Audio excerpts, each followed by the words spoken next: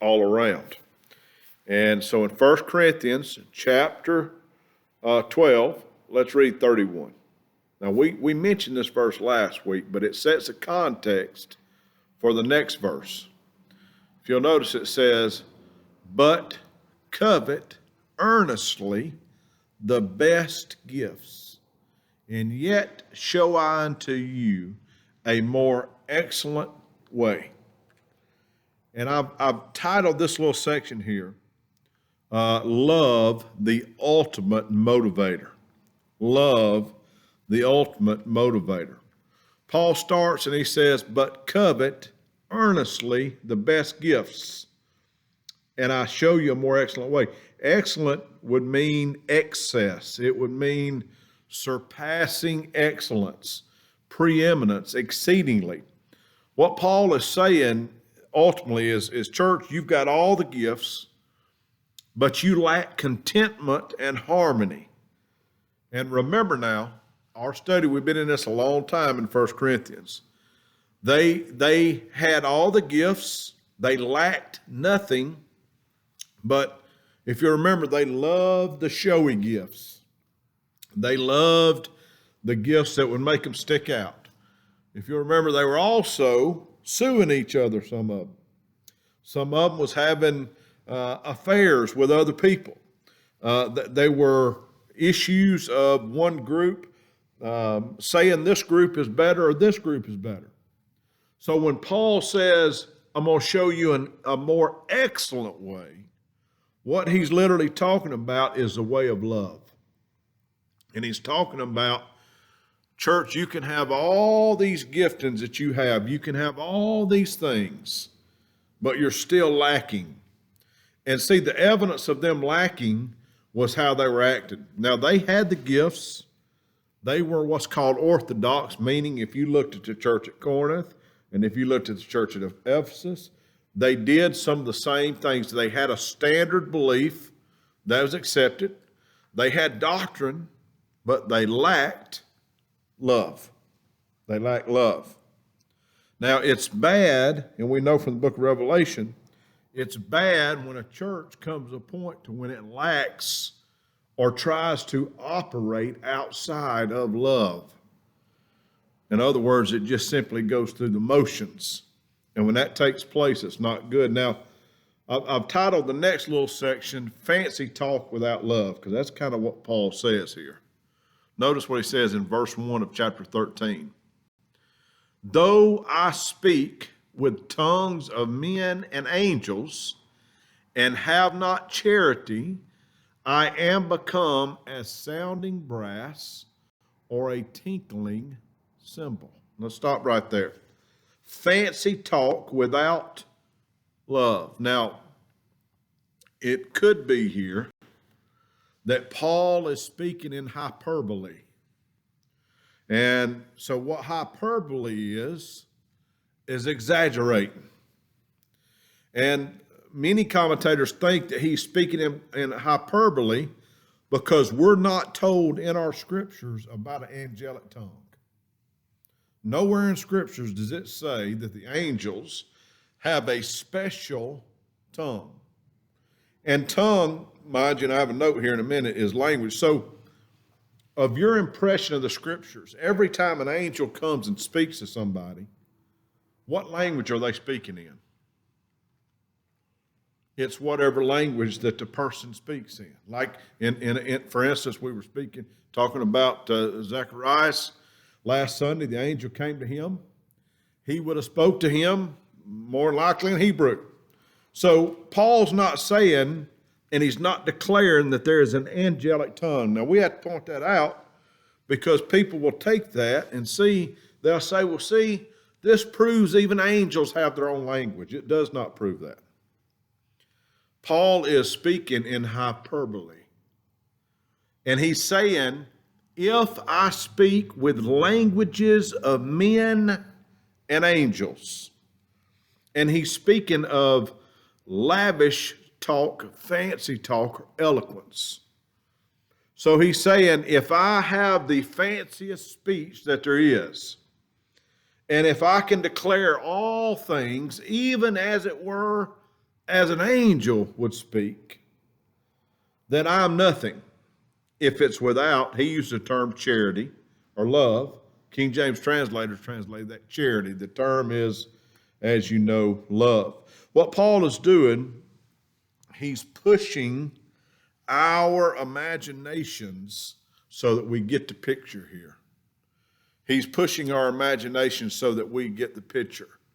Though I speak with tongues of men and of angels. Of course, the tongues here is language. It's a nation usually distinguished by their speech. And we also know from other places, 2 Corinthians, for instance, that Paul, he did not speak eloquently. Because if you remember, I think we pointed out when we come to it in 1 Corinthians, there was a time when he kind of said he does not speak that well. So the point he's trying to point out is the finest speech that a man could do. If it lacks love, it's absolutely nothing. Absolutely nothing. If a preacher can get and wax eloquently and beautifully, and he can articulate all the mysteries of God, but if that his life and if his composition is lacking charity, it is nothing. Now, the King James translators use the word charity because in that time, charity would have looked like love on purpose, or doing something for someone, love on purpose. Now the love Paul's talking about here is God's love, God kind of love. And it's agapeo. And y'all heard that term before, I'm sure. And in the scriptures speaks of, and it's worth pointing out here, the scriptures speaks of 3 distinct love versions, or words of love, or types of love. The first love that is mentioned, and it's not mentioned by word, but it's mentioned by thought, and that is the term eros. Eros. That is physical love, or love as in a marriage relationship. That love is used in the thought of 1 Corinthians 7, where Paul says, don't defraud one another, except it be consent for a time. The overall point there is that in New Testament times, they would have looked at eros as love, a fashion of love, sexual love, romantic type love. The second love that is mentioned in Scripture is warm and affection or friendship. And that term is philos, Philos, L-O-S, Philos. Now I have a question for you. See if you can get a bonus question. What city in our country is named after Philos love? Huh? Why? Because it's the city of what? Brotherly love. That's exactly, Bill got it. Philadelphia is named the city of brotherly love. That's exactly right, Bill. And even the friendship love is the same thinking. Philos was commonly used with reference to friendship or family relationships. For example, it was used in Matthew 10:37 to indicate a love for a father and a mother. And Matthew 10:37 says, he that loveth father or mother more than me is not worthy of me. And he that loveth son or daughter more than me is not worthy of me. So that's philos love. That is brotherly love. So you have eros, which is romantic, sexual type, philos, which is brotherly love, and then finally, agape. Agape love is the love that he's dealing with here. And this is God's unconditional love. This is the best term that someone can think of for God's love. This is John 3:16 love. For God so loved the world that he gave his only begotten Son, that whosoever believeth in him should not perish, but have everlasting life. So when Paul is saying, if you do all things without God kind of love, It's just tingling. And we're going to get to these terms. It's nothing. So that's the different loves that's listed in the Scripture. Now the thing is this. It kind of goes hand in hand with the message Sunday. When we operate as Christians and we operate within God's kind of love, what it does, it allows us to break down walls. It allows us to break down doubt, etc. Now, notice what Paul says. He says, if you do all this and have not love, you've become as a sounding brass or a tinkling cymbal. Now, Paul's going to give other examples here in a little while, but this specific would mean that without love, the most lavish, the glorious speech, even if the church had the gift of languages, if that was done apart from love, it's useless. Now, this is where we had to look in context of where they lived.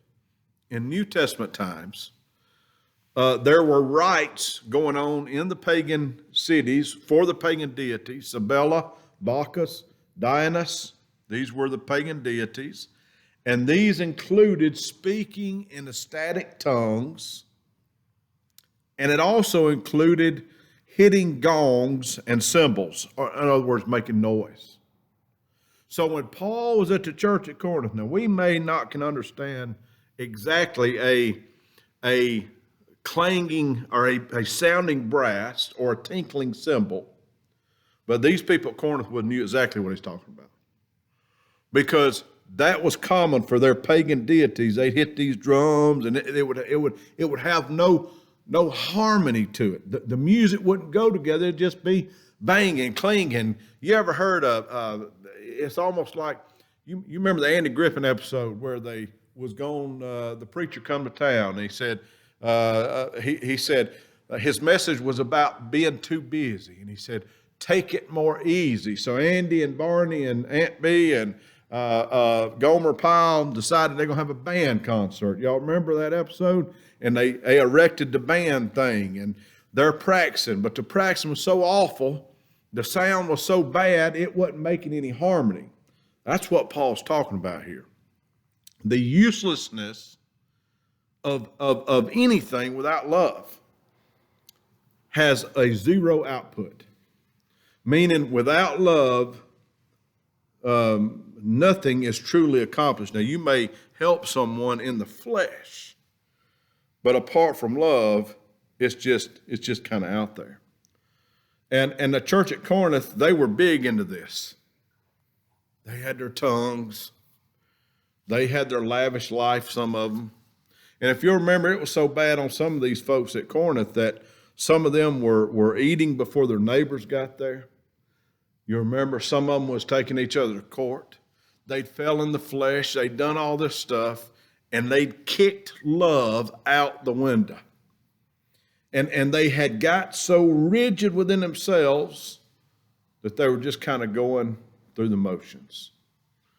And he says, love. It must be done in love. And then he doesn't stop right there. He says, and though, everybody, any questions so far? Everybody understand about a tinkling cymbal or a gong? Y'all ever watch that aggravating show, The Gong Show, on TV? And it used to come on public TV where it was like a game show, and every once in a while they hit that gong, and it was just an awful sound. That's kind of how it was.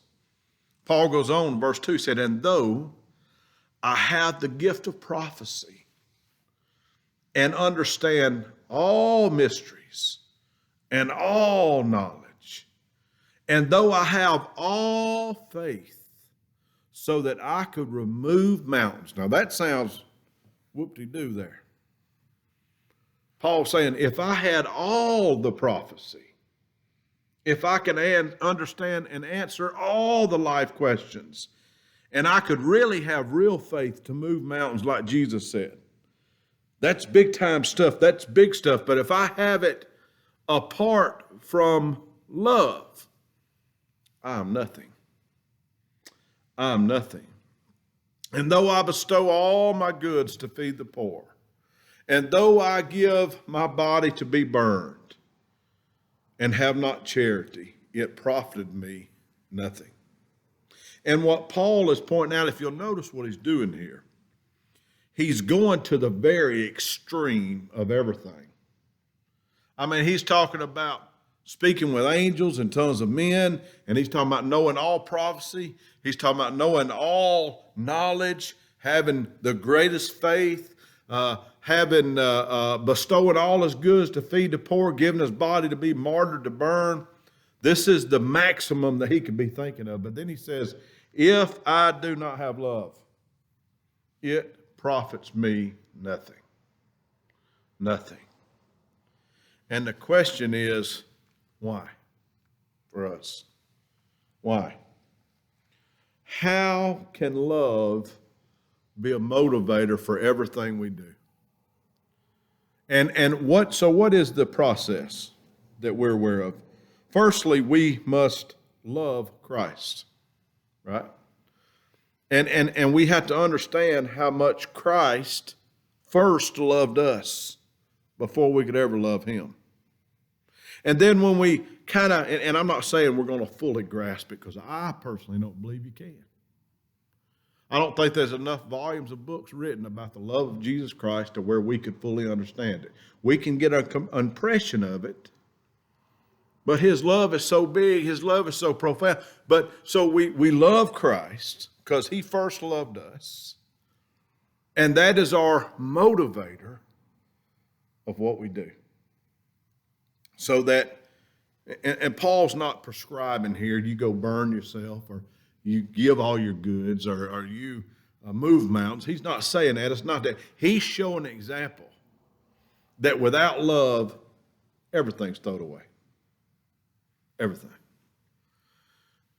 Without love, no matter what it looks like with your eyes, it's really nothing. It's nothing. And you see, for a people like the people at Corinth, for the people who the Greeks and the Romans were so much into vanity, they were so much into pride, they weren't accustomed to helping somebody down and out. Somebody down and out, we could look at it this way, somebody on welfare, if you will, that would have been a scourge on society. They didn't have a compassionate bone about them to be able to extend any kind of love, because most of them's vainness propped them up high above everything. That's why they took the Romans. If a woman had a baby that was handicapped, they'd take a little baby out the field and just let it die. They didn't care nothing about it. Christians later, in the first century, Christians would watch the Romans come to the field and bring their children that were handicapped and had sickness, and they just leave them in the field to die. There was no laws protecting them. I mean, that was going to be a hindrance to their life. But the Christian women would come and get these babies and take them and raise them to the best they could. And that's what they did because their love of Christ, you see.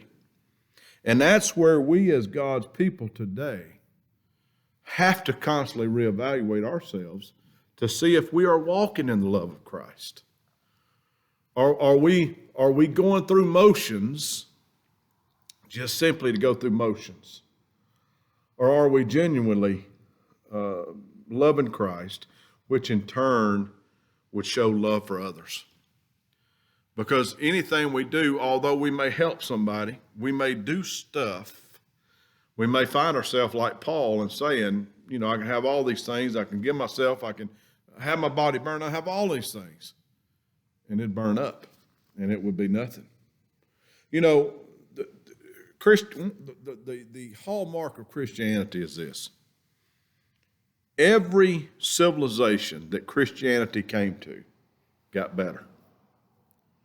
You may not know this from history, but every civilization that Christianity came from got better. People had rights restored, not because of who they were, but because the restraint of the scriptures on people's lives. I mean, think about what we've read.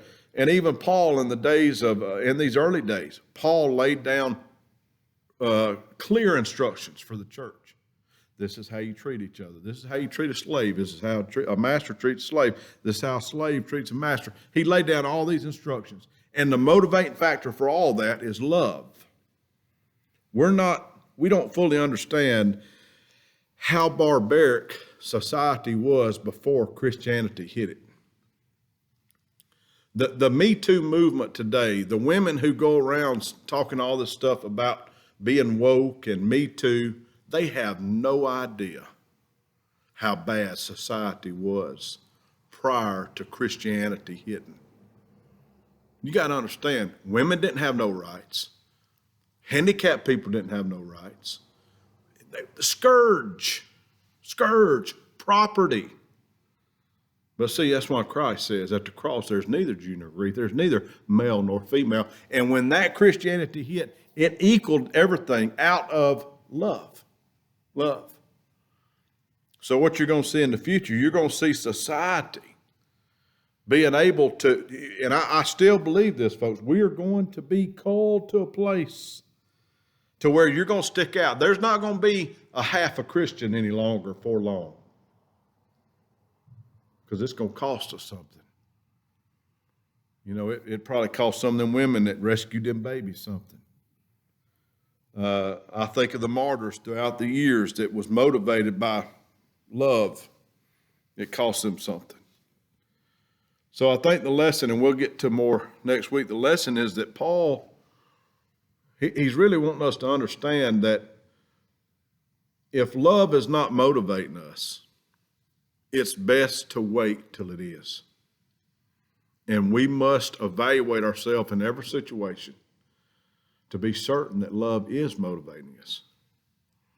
And how you motivate yourself in love is you view yourself and you remember what Christ has done for you. And you remember how bad off we were. And see, that's a problem. There's a lot of times we forget. A lot of times we forget. And when you fully understand how bad you were in light of Christ, then you have an appreciation for others. And that motivates us. Any questions? All right, you two friends. We'll see you on Sunday. Have a good evening.